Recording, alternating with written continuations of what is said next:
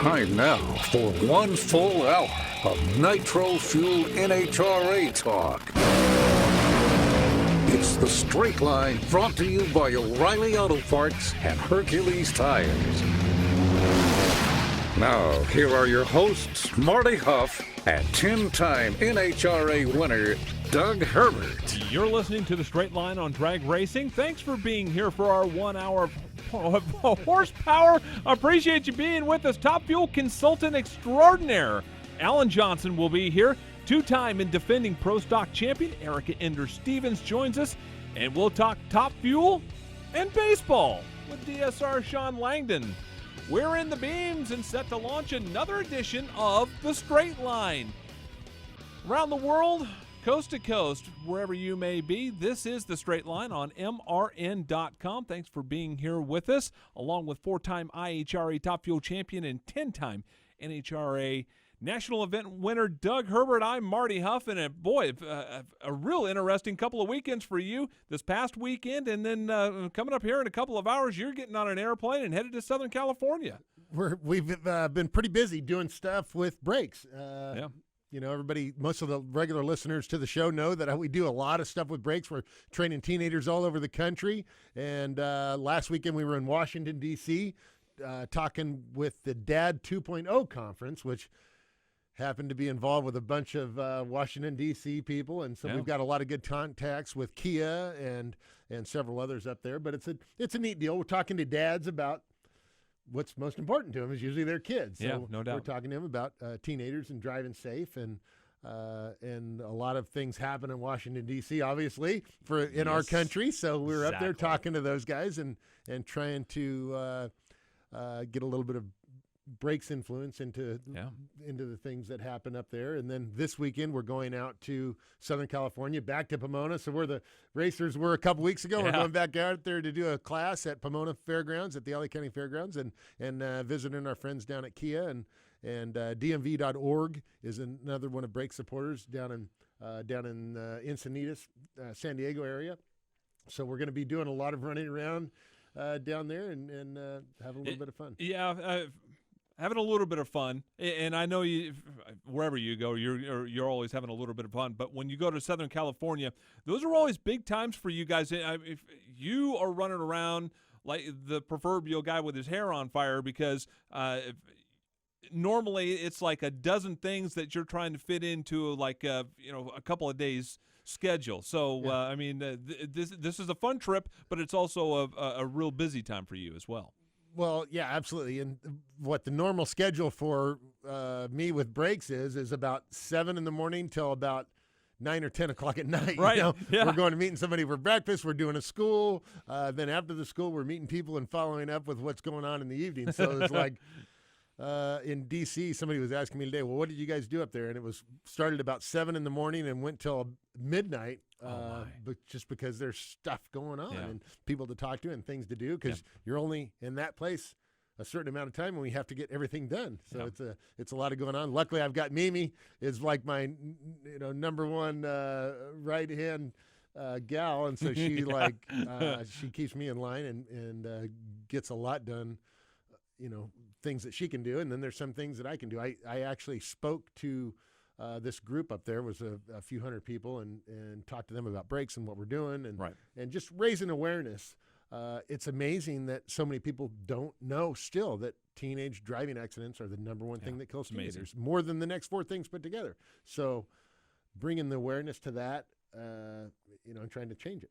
Yep, and people may not be aware that your relationship with the NHRA and NHRA tracks is not only important but vital to what you guys do from the brake standpoint. Oh, absolutely, because we do the brake schools at a lot of the NHRA tracks. Pomona, we've done at Phoenix, Gainesville, Englishtown, Indianapolis, Denver. So all around the country, it makes sense to partner with those racetracks because I've know them and I've raced at most of those tracks, and so I know most of the track operators, and so it's nice. NHRA is a big, it's a pretty big family, and so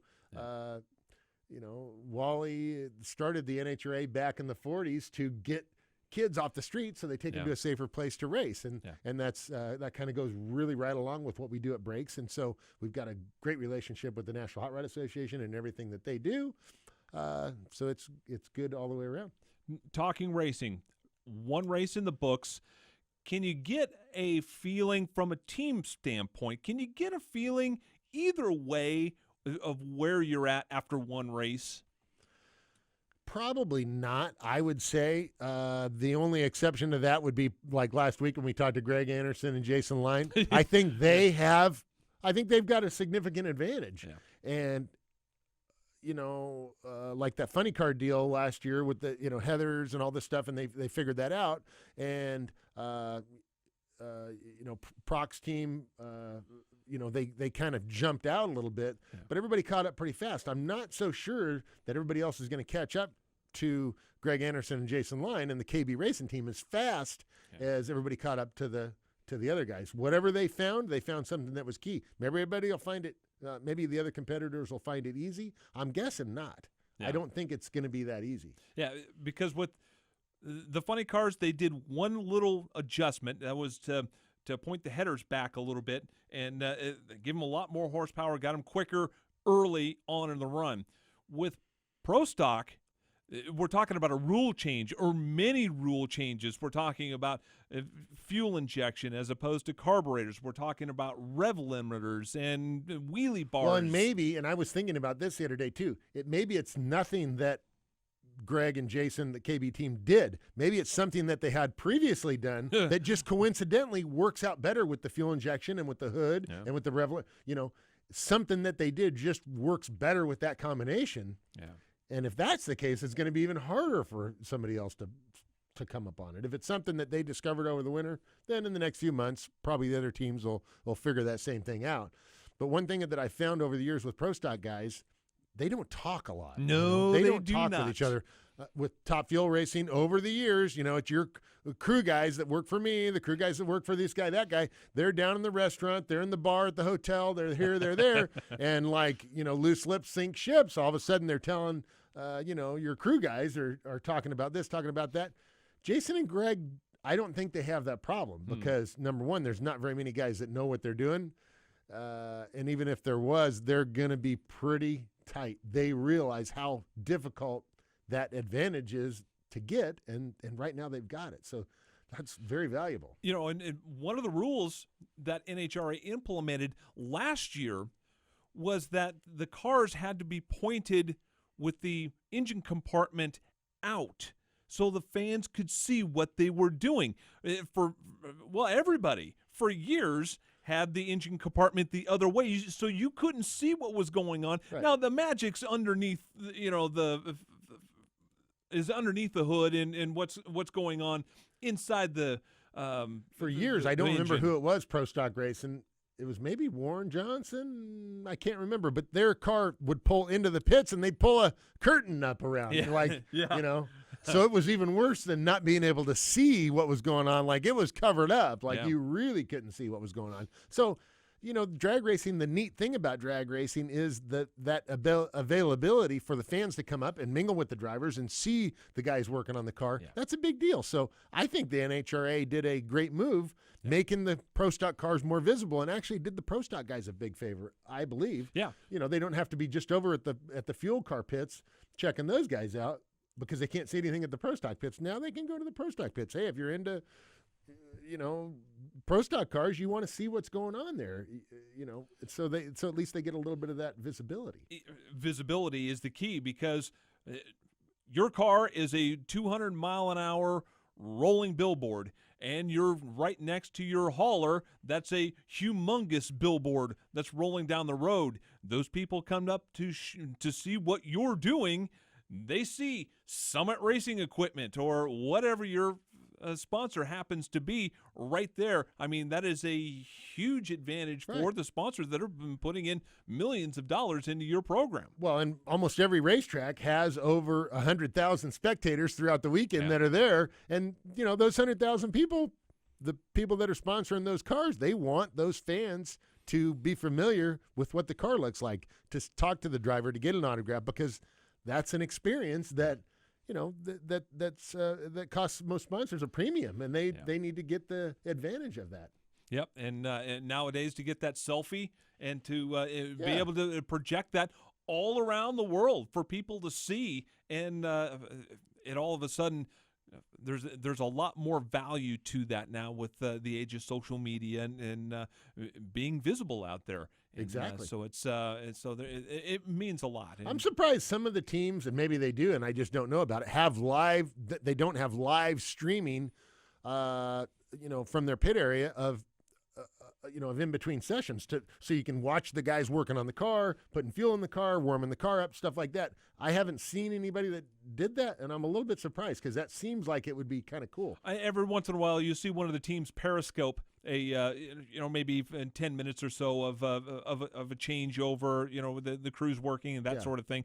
I'm not sure. I'm not sure about the logistics about NHRA and Fox about them doing that. Maybe during qualifying, maybe that's possible, but I'm sure there's maybe some rules and regulations against that. I don't know, but it's maybe something we'll. If the NHRA was smart, it'd be like NASCAR does with the in-car radios. Yeah, right.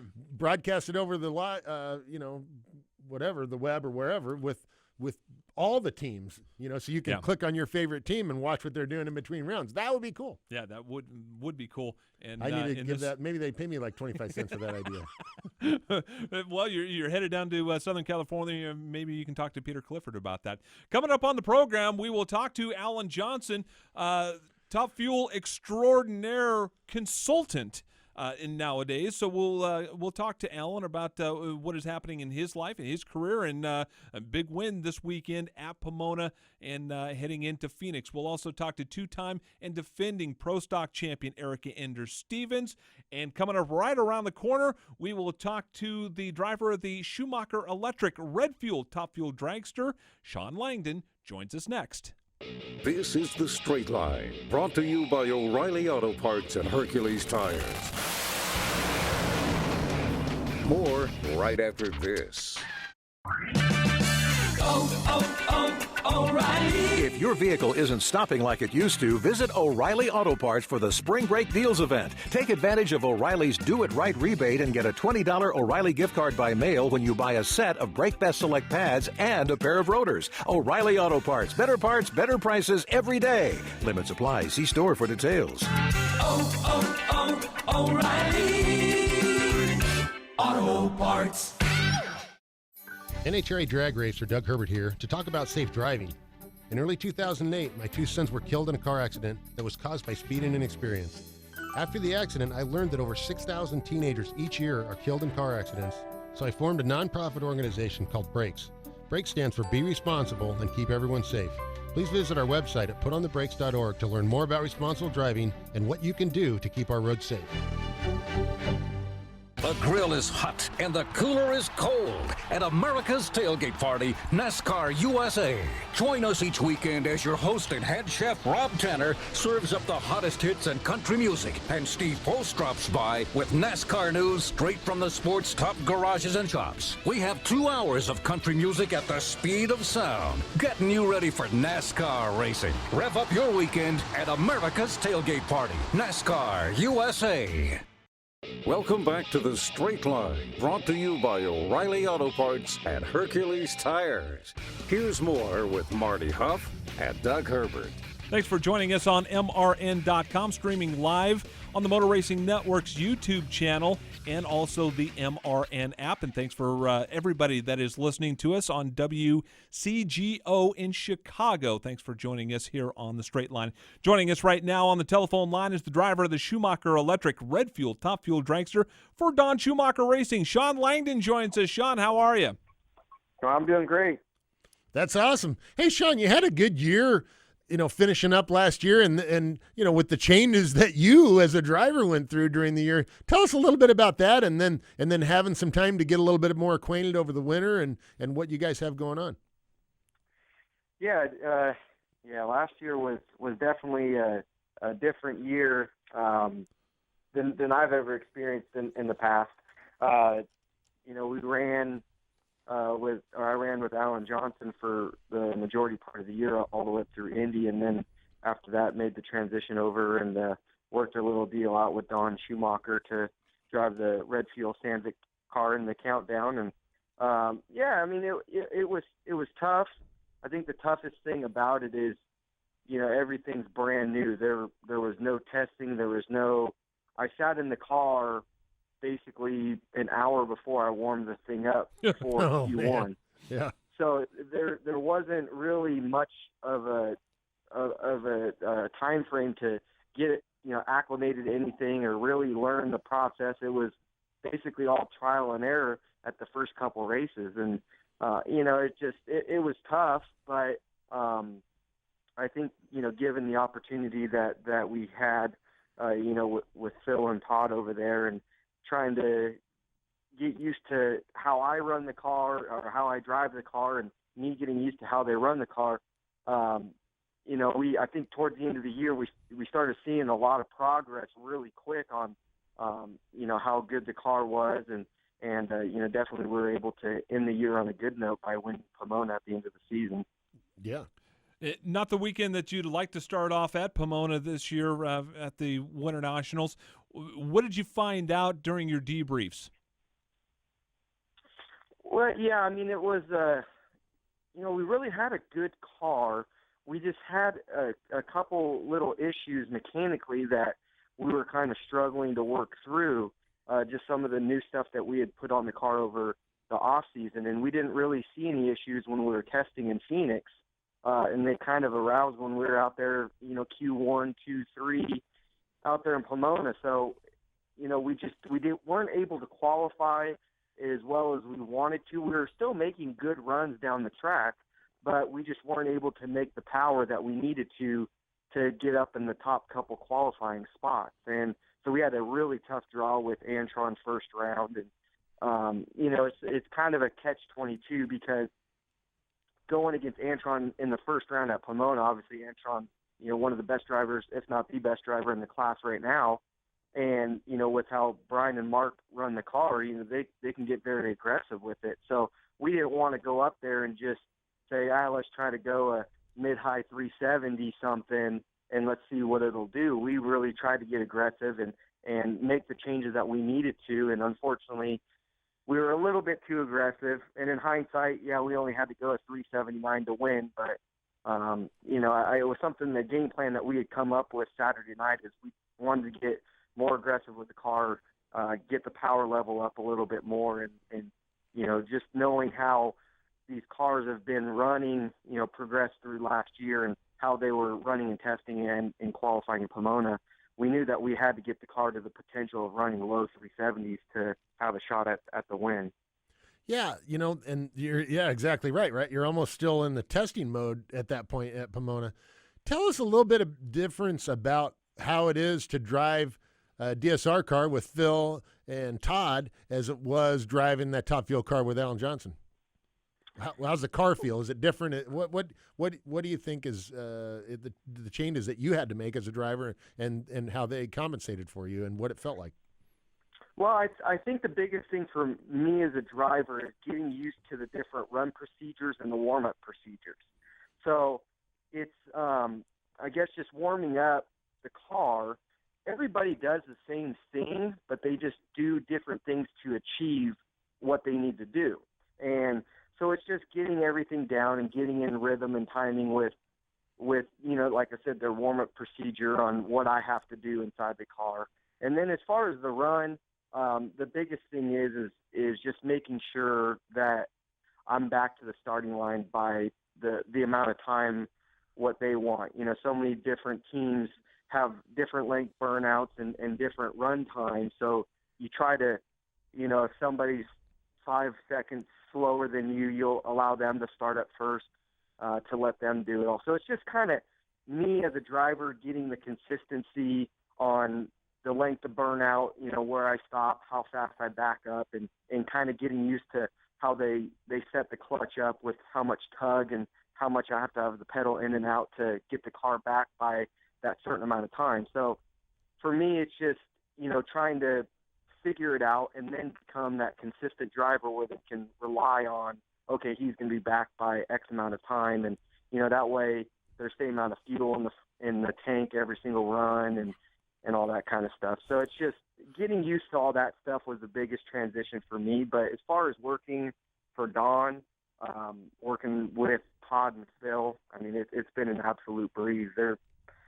I think it's more of just when you work with people that have the same mindset as you on competing and with business and with all these other things that are involved in the sport. When you have the same mindset, it's a really easy mesh, and I think that it's really been an easy and smooth transition for me coming over, because Don gives you everything that you need to win a race. So he gives you all the right parts and pieces, and he has, you know, great sponsors in place for your car. And so, you know, I think it's been a lot easier of a transition than I guess I thought it would have been, just because it's just always the fear of the unknown, going to a new team and not really knowing anybody. I mean, you know people from being out at the racetrack, but it's just kind of getting that fit, getting that feel, and becoming a part of the team. Mm-hmm. And headed off to Phoenix for racing this weekend while you're in Arizona, having the chance to join the Chicago Cubs at spring training. How did that happen? Yeah, that's a pretty cool deal. A few years ago, out at the Phoenix race, I had met Clayton Richard, who at the time was the pitcher for the Padres, and he's just a big drag racing fan. So met him at the ropes and kind of got to talking. I'd invited him out a couple times, and he had texted me a little while ago and had asked, you know, if he could come out on the weekend. And so I told him, so yeah, come on out, bring whoever you want, and I'll get you tickets. And so he kind of did a little trade-off with me. Said, hey, come on out and you know, kind of shadow me around at spring training. So, you know, pretty cool deal. I've grown up, I've played a lot of years, you know, just with Little League and going up through high school and all that stuff. And so I just was a huge fan growing up of baseball. You know, I try to, as I travel, go to as many stadiums as I can, just the love of the game. So, yeah, have an opportunity like that is amazing. You know, it's just for me, it's kind of one of those bucket list items. So, pretty cool deal. I'm pretty ecstatic about it. Rumor has it that you were pretty good back in the day. Yeah, I mean, I think I held my own, but you know, I mean, I wasn't. You know, growing up in Little League, you know, I played a lot on the All-Star teams and did some traveling in baseball and that kind of stuff. But as I kind of got a little bit older and going up through high school, I had pitched, you know, through my senior year in high school. But at the time, it was, you know, you kind of just have decisions in life that you have to make. And at that time, I just was really interested in drag racing, and just kind of had come out of my junior dragster career and had just started in Super Comp. And you know, so fortunately for me, you know, my parents were, you know, they always kind of allowed me to make my own decisions, and they always backed me and supported me 100%. And so fortunately, you know, they just kind of said, well, you know, whatever you want to do and just whatever you choose to do, just make the best of it. And you know, I think it worked out pretty good, but I still have, you know, those days when you go to the baseball field, and you know, I try to get there a little bit early when I go to a game and just kind of absorb the atmosphere a little bit. You know, it's a pretty cool feeling being out there and being on a baseball field. It's you know, it's kind of like a little bit of home feel, almost like being in a race car. Yeah, that's pretty cool. Tell us, Shawn, about Red Fuel and what Red Fuel is, and where do people buy the products, and just give us a little bit of about Red Fuel by Schumacher. Well, Red Fuel, what it is, it's a lithium battery that you can charge your phone on. So they have different sizes. They have a smaller size where it's basically a single charge for your phone. Then they have a little bit bigger model where it actually has 2 USB ports on it, so you could it's got like a 1 amp and a 2 amp USB port, so you can, you know, charge your phone quickly, or you can allow it to do a long charge. And they also have a bigger model which will allow it to get, I think it's like 3 or 4 charges on your phone. So it's definitely I definitely I actually carry two of them with me every time I go on the road. It's definitely helpful when you get in the airports and you're on your layovers and stuff and listening to music, and it's really easy to drain your battery, as we all know, with all the, pictures and social media and everything that we do on our phone these days. So, they're definitely, it's, kind of one of those deals you don't leave home without it, almost like a MasterCard. Where do people go to buy them? Well, you can actually go to Schumacher Electric. We actually sell them at our shop as well. So, and we're working on, Don, we're working on getting them in a couple of varying stores right now. So, that's kind of in the works. But yeah, if you go to the website, you can definitely purchase it there. Yeah. Coming back to Phoenix, obviously just about everybody was there about a month ago. Is there anything that you can take from testing back to the national event coming up this weekend? Yeah, there is. I mean, there's always, when you go to certain tracks, there's always certain characteristics of tracks that you go to. So, yeah, coming right back to that after being there a couple weeks ago, there's a lot of things that we can use. I believe that the weather is going to be quite a bit warmer when we were out there a couple weeks ago. So it's, you're probably going to have to tiptoe it a little bit more, depending on when the sessions are.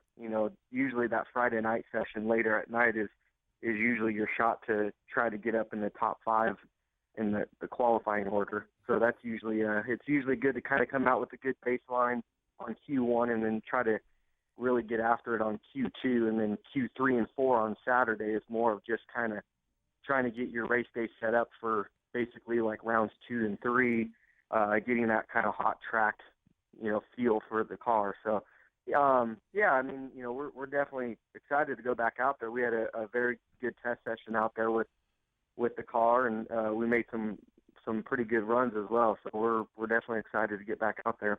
Well, Shawn, good luck this weekend out there and at Phoenix at Wild Horse Pass, and have fun with the Cubs. And, good luck. Knock them dead at this weekend out there in Phoenix. Shawn Langdon, driver of the Red Fuel Top Fuel Dragster for Schumacher Racing. All right. Thanks, Shawn. Appreciate your time. And when we come back, we will talk to the two-time and defending Pro Stock champion Erica Ender-Stevens will join us next. It's The Straight Line, brought to you by O'Reilly Auto Parts and Hercules Tires. We'll have more right after this.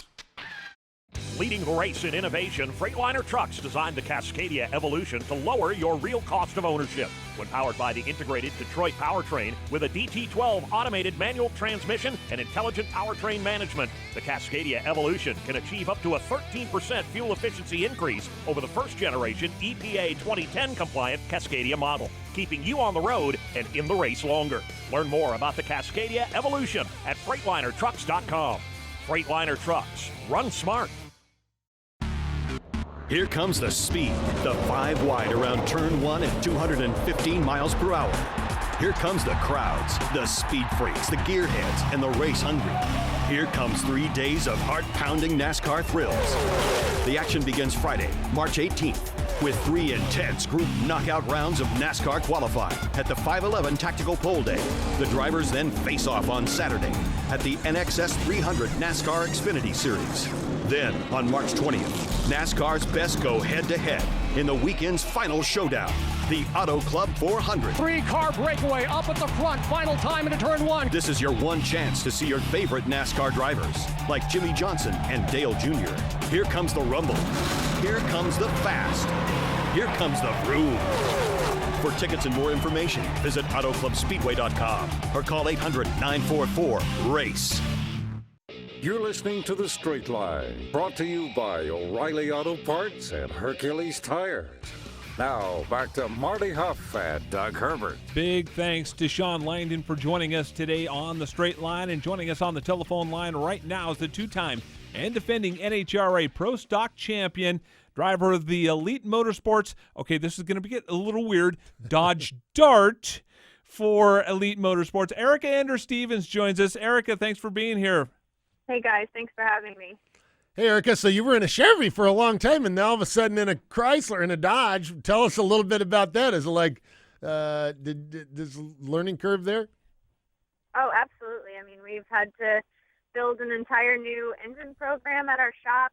We built a new team for Jed Coughlin, hired more people, built 2 new Rick Jones Dodge darts, and that's before you even get started on all the new rule changes in Pro Stock. So We've had a hell of an off season. It's been crazy, but yeah, absolutely. There's a learning curve associated with it, and we've gotten to work on it, and we're gonna get better as time goes on. I promise you that. Oh, I'm sure. What has been the biggest? We were talking during the Open that you didn't have just one little rule change to kind of have to adjust to. We're talking about major stuff outside the car, inside the car, in the cockpit. For you, what has been the biggest adjustment to get to this 2016 season? I guess the electronic fuel injection. It's definitely been very interesting. It's been quite some time since I've driven an EFI car, so just the drivability period is extremely different. I'm not saying it's harder, but change is always challenging. And like for me, for instance, I've been doing the same thing over and over for 12 years straight, and then you just throw this giant curveball in and say, hey, you've got 2 months to get all of this stuff done to your race car, and you come out and you be competitive.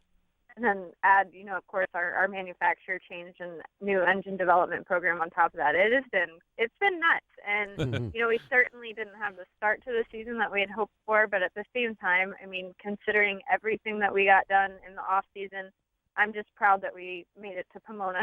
Oh yeah, you guys did a heck of a lot. And one thing I was thinking about, the visibility with the new hood. It seems like from outside the car that seems like a really good deal. Tell us a little bit about inside the car and the changes from the visibility and the look of the car. They look different. Yeah, they definitely look different. Hopefully they look more like a production car that you're going to go to a Dodge dealership and pick one up after we win a race on Sunday. But opening the windshield is insane. I've never driven something with a clear view other than a dragster. I mean, I've always had a hood scoop or a blower or something in front of me blocking the view. So it's definitely opened it up, especially in the left lane where we were having to, lean around the hood scoop to be able to see the Christmas tree. And now it's just kind of like Jeg said it last week in Pomona. It's like you're sitting on your sofa. And at that point, you have the best seat in the house. You unclutch the car, and it's just like wide open view. So definitely different. Kind of your triangulation to the finish line, all of that changes. So, there's certainly some adaptation that had to go on there, and I'm still learning. So. Yeah, some of the drivers were talking about, they've had to cock their head one way or another to be able to see around that. Obviously, that's going to change the way that you're looking at the Christmas tree and possibly the way that you would leave off the starting line. Have you had to adjust for that, or is that just something that just kind of comes naturally and it's not a big deal? Well, I mean, like I mentioned a second ago, in the left lane, we typically had to lean around the hood scoop to see the Christmas tree. Now you can see it, so I don't think that thought is actually crossing our minds at all, because the tree's right there. Yellow, go, get your eyes high and drive straight. Now in the right lane, rather, for us with the new Dodge Dart, it's the windshield is so much further out from me because I'm actually sitting. It's a 4-door car, so I'm sitting very, very in the back seat against the wheel tub. And next to the car seat, but the A-pillar is so much further down on the left side that I exchanged having an open view in the left lane for an obstruction in the right lane, because you're having to look so far out around that A-pillar. So it's definitely different in the right lane, but you trade it off for the good view in the left lane. What do you think about Alan running his handbrake deal? And as I was thinking about that, it's a little bit, because you've got dragster experience. So what do you think about that handbrake deal? Have you ever thought about that? Is that something that does it change, or it's just something that Alan's gotten used to? Alan's driven with a handbrake since I've known him. My husband's another person that does it. Larry Really? Morgan did it. There's a handful of kind of like the more old school pro stock drivers that use a handbrake. Ricky Smith. Tom Martino used to drive with one, and that gave them the ability to play games on the starting line, I guess, a little more quickly. So it's different. I mean, I've tried it. I've driven. I've had a handbrake in a dragster. I've had a handbrake in an alcohol funny car. But I just learning to drive pro stock with, 3 feet, if you will, and then your hand on the shifter and one on the steering wheel. I just, I developed a really great program that works for me on the starting line. I don't care if they double ball me. I don't care if they hang me out. I get my stuff done. I stage the car and I leave. So it's just driver preference. This weekend, Erica, your 200th NHRA Pro Stock race, and two-time champion. I mean, gosh, that just has to feel really, really good. It just doesn't seem like you've been racing that long to do all this that you've accomplished. That's it's just amazing. Well, thanks. Yeah, it's my PR guy called me yesterday and he told me about this being our 200th start at a national event in pro stock, and in one sense I was just like, wow, that's crazy. I don't feel that old, and then at the same time I'm like, how is it not 200,000 races? Because I've lived on the road for the last 12 years, so it's definitely a huge accomplishment, and I hope that the good Lord graces me with another 200 race starts. But I've learned every single pass down the racetrack, and we for 7 years, and I know Doug, you remember, I went without a win, without getting close to a win in pro stock, and so we've jam-packed the last 3 years just full of a lot of fun and a lot of success with the right people, and so it's a huge blessing. I'm excited, and I'm very hopeful that we have a successful 200th race. Before you became teammates with him, you've always talked about your relationship with Jeg Coughlin as being a really good one, and that you've picked his brain a lot and got a lot of experience from Jeg. Now that you're a teammate with him, how has that relationship changed or improved, or how's that been so far? Jeg has always been wonderful and extremely gracious with me, even when we were competitors before. When I first started my pro stock career, he was the person that I reached out to for coaching and for help, and he was always right there to help me, even though he was having to compete against me. I'm sure he didn't teach me all the tricks of the trade, but at the same time, I mean, what competitor can you call and that would help you at the drop of a hat? So he's been awesome.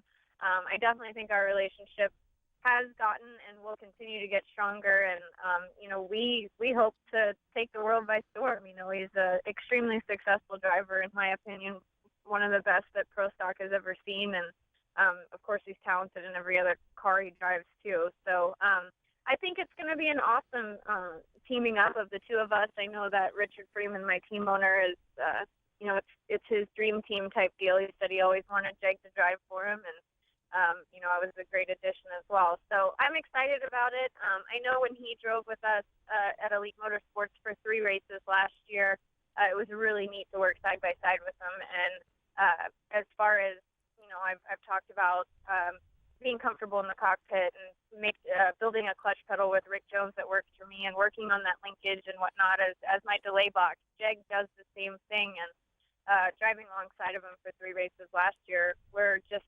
2,000ths apart on how we feel for the clutch linkage. So that goes to show that he's helped me and vice versa. So I'm excited about it. Hey, Erica, tell us also, speaking of teammates, about Richie. What's he doing? Is plans Richie going to go back out there racing? I know he did some stuff last year, and what's Richie up to? Well, he's always hopeful to get back out there. He's got a rig, and he actually just sold his pro stock car, but he's still got his rig at the shop, and I guess he's kind of hopeful to dabble in some pro mod stuff this year, but he's super busy at his shop here in New Orleans. He's got a salvage yard and a body shop and a used car lot and stuff, and ever since Hurricane Katrina, the business just hasn't been booming like it used to in these last 2 years. He's been extremely busy, so that's great in one aspect, but I know he misses the racetrack in the other aspect, so he'll continue to work hard to get back out there, but at the same time, he's got a great business here to go to work at every day. Okay, 2-part question. Kind of curious of how the relationship between the Dodges and the Chevys under one roof, or kind of one roof, with the Skillman and Nobiles over still with Chevys, And then obviously we've talked about the Dodge Darts and how that combination is going to work. And second of all, speaking of Vinny Nobile, a very scary incident with him at Pomona where he nailed the wall. Have you figured out as a team what happened there and what went on with that incident? Okay, sure. As far as the Mopars and the Chevys go, we, Richard and myself and then Drew Skillman last year and a couple years prior worked really hard on our relationship with Chevrolet, so we're extremely happy to continue that under the Elite Motorsports banner. But for Jag and I to be able to go back and drive for Mopar, we're really excited about that, and Richard's made it very evident that we will have no walls between the two teams. We will continue to share data. Our 4 crew chiefs will continue to work together. So it's, I think it's a win-win situation. I mean, right now, our Mopar engine program is extremely new. We've got a lot of R&D to do to be able to catch up to, Drew and Vincent, and of course those KB guys who started out the year setting the world on fire. So we've certainly got work to do, but we are one big, giant, happy team that has a lot of fun together. So that's awesome. So we're proud of that. And as far as Vincent's start at Pomona, that is the car that I drove to the 2015 championship. It's our baby, the first A-Arm car to win a Pro Stock race, and she kind of got hurt a little bit last week at Pomona, but it's just one of those deals. I told Vincent to keep his chin up. Vincent's never crashed a Pro Stock car. I did my first off-season training to drive one, and I think every other Pro Stock driver on the planet has crashed one as well. So I'm like, Vincent, keep your chin up, you know what I mean? And I feel like people don't get to have an opinion if they're not in the seat of that race car. So, anybody can stand outside and say what he did wrong, what the crew chiefs did wrong to set that car up, but ultimately he has the final decision in how to drive that car, and that's his choice. It just went into extremely violent tire shake, and of course, like in eliminations, you're doing everything you can to get that car to the finish line. So he did what he had to do, and unfortunately, it hooked and took a hard left and pancaked the wall. So just an unfortunate situation. But Rick Jones and the guys back at RJ Race Cars and Quartermax worked their tails off this whole off week, and they got her all put back together. Oh, so good. Yeah. She'll be back out there in Phoenix, and we'll be ready to go. Good. Speaking of Phoenix, going back to Phoenix this weekend where you've won in 2013 and with the success there, what are you looking forward to this weekend? And did you guys go there testing over the winter? We did. We actually stopped in Phoenix for a Sunday through Wednesday test session on our way out to Pomona. So we've been there so far this season. It's a great facility, one of my favorites. A lot of my family is from there, so it's kind of a second home track to me. And we've obviously had success there before. And then last year with Elite Motorsports, myself, Drew Skillman, and Roger Brogdon were 1, 2, 3 qualifiers, and 3 of us made it to the semis. Roger and I had to run each other in the finals, and my car had a missing problem from that new fuel. But either way, we had a great year there last year for Elite Motorsports. So we're hopeful to have the same deal this year with one extra driver added into the mix. And I want to keep positive and continue to have fun, and just know that there's a huge learning curve associated with this, and we're going to slowly pick away at it, and we're going to claw our way back up to the top. I promise you that. This might take us a little time, but I'm looking for a great weekend in Phoenix. Well, Erica, I don't have any doubt about it. There's a reason why you have the number 1 on the side of your car for the second year. Exactly. So I'm pretty sure of that. Congratulations on all the success, and looking forward to you guys having a good weekend this weekend over there at Phoenix. Sounds good. Thank you guys so much. 2014-2015 NHRA Pro Stock champion Eric Anders Stevens joining us on the Straight Line. When we return, we will talk to the consultant of the Top Fuel winner at the Winter Nationals last week in Pomona. We will talk to Alan Johnson next. You're listening to The Straight Line, brought to you by O'Reilly Auto Parts and Hercules Tires. We'll have more right after this. Whatever you drive, wherever you go, Hercules Tires will get you there, whether you're running on dirt or running a job. Our dependable, high-quality tires are the perfect fit for your needs. For unmatched value, selection, and warranty with industry-leading road hazard protection, there's only one choice: Hercules Tires. To learn more, visit HerculesTire.com or call 800-677-9535. Hercules Tires, right on our strength. The Toyota Racing Team wants to take a quick moment to congratulate Kyle Busch on his 2015 NASCAR Sprint Cup Series championship that he won in the Camry. Don't worry, this will be as fast as Kyle in his Camry. How fast is Kyle? So fast he's won a ton of races across all NASCAR series. Plus, he's won 133 of Toyota's 332 NASCAR victories. He's even won 38 NASCAR Camping World Truck Series races in the Tundra. And now here he is, wearing the 2015 NASCAR Sprint Cup Series championship crown. So yeah, Kyle is really fast. We're proud of him and all the folks at Joe Gibbs Racing, whose teamwork made this win possible. Keep those checkered flags waving and take another victory lap in your Camry, Kyle. Good luck to all our drivers in the 2016 season. Head over to ToyotaRacing.com to find more info about the Toyota Racing Team and Kyle's journey to victory. Better get there fast before Kyle wins another race. Let's go NASCAR. Toyota, let's go places. NASCAR is a registered trademark of the National Association for Stock Car Auto Racing, Inc. It's The Straight Line, brought to you by O'Reilly Auto Parts and Hercules Tires. Now here's more with Marty Hough and Doug Herbert. Thanks for being here today on The Straight Line on MRN.com. Also streaming live on the MRN app, on the Motor Racing Network's YouTube channel. And if you can't get it anywhere else, you can go to iTunes and download everything here and on the MRN.com Media Center as well. Alan Johnson coming up in just a second.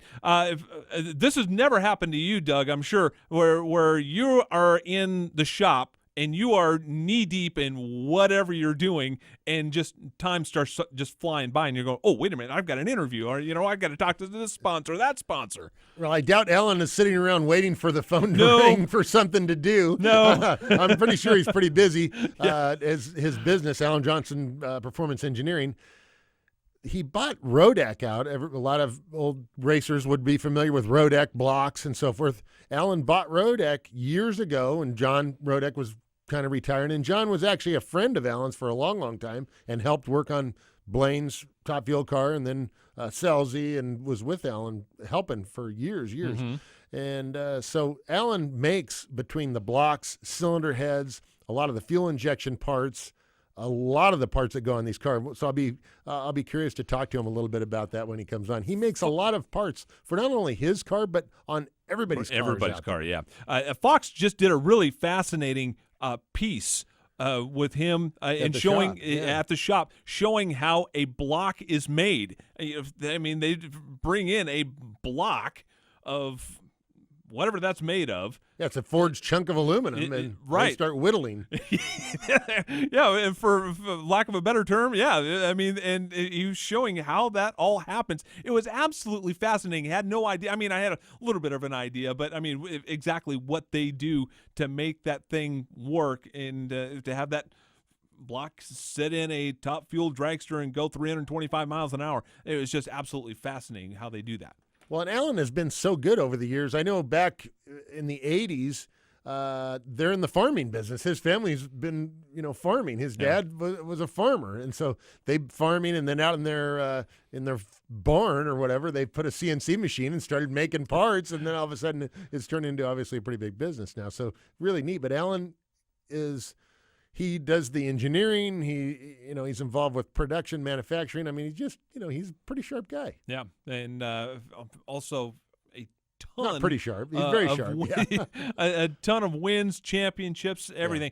With a lot of different drivers, as you were just saying. Yeah. All of these drivers, the late great Blaine Johnson, Gary Selzy, Bruce Sarver, Shawn Langdon, Khaled Belushi, all of them got their first Top Fuel wins with Alan Johnson, and now he has the opportunity to make that number 6, being involved in John Force's racing program, the Top Fuel program, and Brittany Force. I don't think there's any doubt that Brittany Force is going to get a win very soon, and under the tutelage of Alan Johnson, I think that learning curve is probably probably is getting quicker. Well, I think Alan has a lot of success not only with the cars, but getting the driver in the car to adjust together and mesh together and making it comfortable.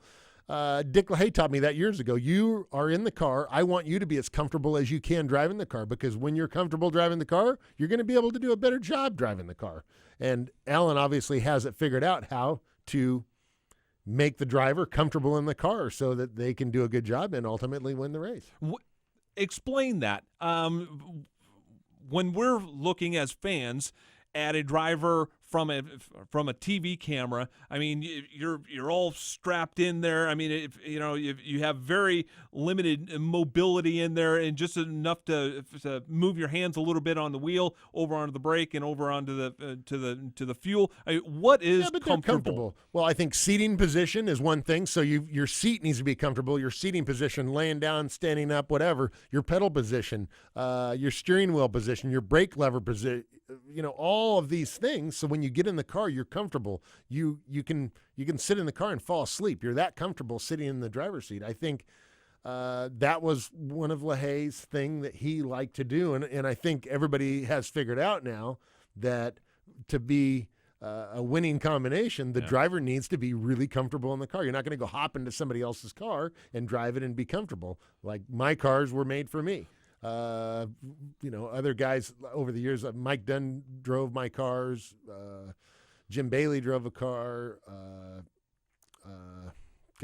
David Grubnick drove my car. So different guys drove my car over the years, and they're like, oh boy, your car was really comfortable. Your pedal was, and I'm thinking, darn, I don't know if I wanted them to know that, I don't want them to know I'm so comfortable in the car. Did you have to make, and because I don't know this, I don't think we've ever talked about this, but obviously with your size, being about 6'4", and there's not a whole lot of drivers out there that are as big as you, did you have to get your cars custom made for you? Because obviously they're going to be a little bit different than your normal average guy. A car is like a shoe, so your car fits you like a shoe. It fits you perfectly, fits your body, your size. My shoulder hoop width was always the same. There's a shot on the screen. My shoulder width was always the same as everybody because we didn't want to put a variation into it. But my foot box was maybe a little bit longer. The cage position where I sat in the car, I generally would lay down a little more in the car than most of the other guys were sitting more upright, because I didn't want to sit up so high that I was in front of the engine, like a big wind, I don't want to be Doug Zilla where I'm blocking the wind and making the car go slower. We didn't want to slow the car down. Of course not. So, yeah, there was definitely some differences in the way that my cars are built. Al Swindle built my cars for a long time, and then Murph McKinney built my cars for the last 15 years that I've raced or so. So, yeah, but the cars are specifically built for the driver. Pretty much, probably almost everybody's car is. One last break. I know they're talking in my ear that they've got an APB out for Alan Johnson. He is in the shop somewhere, and they're just trying to find him. So we'll take a break and come back with Alan Johnson. This is The Straight Line, brought to you by O'Reilly Auto Parts and Hercules Tires. More right after this.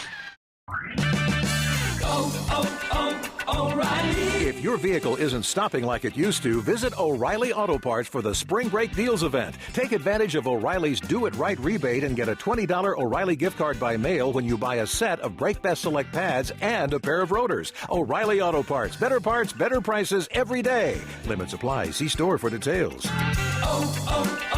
O'Reilly Auto Parts. Stay up to date with the latest news from the NASCAR Garage, weekdays on NASCAR Today, midday. We can enhance the fans' experience, and I think that's what we really need to zero in on and provide. Hear from the drivers and teams as they chase the 2016 championship trophy. Change is good in our sport. It re-energizes people, makes everybody, step up to the plate, so to speak. NASCAR Today, midday, weekdays on the Motor Racing Network, your source for NASCAR news. Motor Racing Network, glad to have you aboard for our coverage of practice, something we will be doing all throughout the year. They are pretty close in practice. You said you learned a lot in practice. We can have a good, clean practice. How many teams are going to opt out of practice? Get this practice session underway. As we close out practice. What are we talking about? Practice? We're talking about practice, man. We are talking practice. Sprint Cup Series practice on the Motor Racing Network. Join us all season long on MRN.com and the MRN app. Welcome back to The Straight Line, brought to you by O'Reilly Auto Parts and Hercules Tires. Here's more with Marty Hough and Doug Herbert. Thanks for being with us on The Straight Line today. Last week, Steve Torrence talked about the relationship that Alan Johnson has with his crew chief, Richard Hogan. The consultant role goes to Alan Johnson. The crew chief role goes to Richard Hogan. It's been described as a quarterback coach, if we're going to put it in stick and ball terms, as a quarterback and a coach. Alan Johnson's the coach, Richard Hogan, or in this case, Brian Hewson is over now at John Force Racing on Brittany Force's Top Fuel car. Talk about that a little bit, about the quarterback and a coach and or a consultant, a crew chief, and how that really works behind the scenes. There's so many different pieces on these cars, and they have to work in conjunction with each other.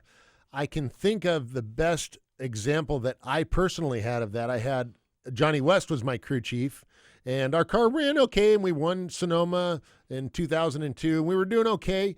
But then I hired Wes Cerny to come in as a tuning consultant, and as soon as he came in, like the first race, we were number one qualifier in the car. It just, having another set of experienced eyes that work on the car is something that is really, really good, because it's like you can't see the forest through the trees. Somebody comes in that's working on the car, or they've been working on the car all year, and they don't see certain things, and then somebody, Alan Johnson, comes in from the outside and goes, okay, well, you're doing a couple things probably that I would do different. I don't think he's not really probably the guy that would come in and say, oh, you're all screwed up, change all this stuff. He would come in and say, well, there's a couple things I'm familiar with, maybe more than what you're doing. Yeah.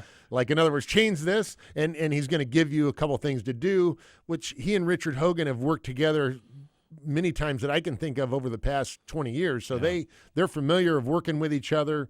So they're probably not as big of a learning curve there, because I think Torrance already had a lot of the parts from Alan Johnson. So it was just a matter of maybe a couple little different tweaks, and then how the parts are being used on the car. Right. And now Brian Hewson was the crew chief, or one of the crew chiefs, at Alan Johnson Racing in the Alan Abbey years. And so obviously they've got that relationship. Now he goes over to John Force Racing, and on Brittany Force, it's probably the same thing. But I did see where Alan was quoted as saying that there were some dramatic changes in the combination at Forces and what they were doing with their car. So I'm guessing that there was probably a lot of stuff, because Torrance had worked during the countdown with Alan Johnson. Well, and I was wondering about that too, because Alan Johnson obviously makes a lot of his own parts. Well, John Force Racing makes a lot of their own parts. So I'm wondering how that worked out, and if Force was forced to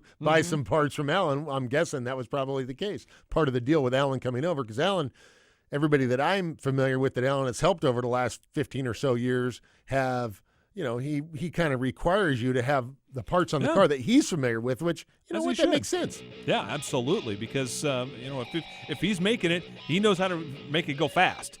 Right. And so... there's no use being handicapped running parts that you're not familiar with and trying to figure those out along the way. Yep, no doubt about it. A big thanks to Shawn Langdon and Erica Ender-Stevens for joining us on The Straight Line. And next week we will talk about everything that happened at Phoenix. So for Doug, for Daryl, for Robbie, I'm Marty. We will talk to you again next week right here on The Straight Line. You've been listening to The Straight Line, brought to you by O'Reilly Auto Parts and Hercules Tires. Tune in again next Thursday at noon Eastern on MotorRacingNetwork.com and the MRN app. The Straight Line is also available on demand at the MRN.com Media Center, or you can download it through iTunes or Stitcher. The Straight Line is a production of the Motor Racing Network. All rights reserved.